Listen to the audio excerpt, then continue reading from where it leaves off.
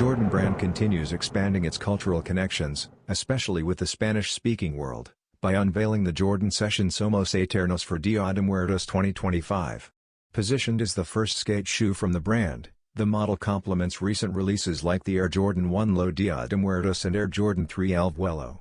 Unlike the bright tones of its pack mates, this sneaker leans into earthy and eerie aesthetics, featuring cracked midsoles, ribcage sidewalls, and a skull-marked tongue tag that highlight its archaeological inspiration.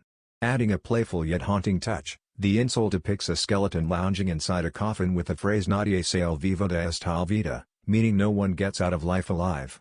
Launching around November 1st, the shoe is expected to retail slightly above its standard $100 price, aligning its ceremonial theme with a growing series of culturally inspired Jordan drops.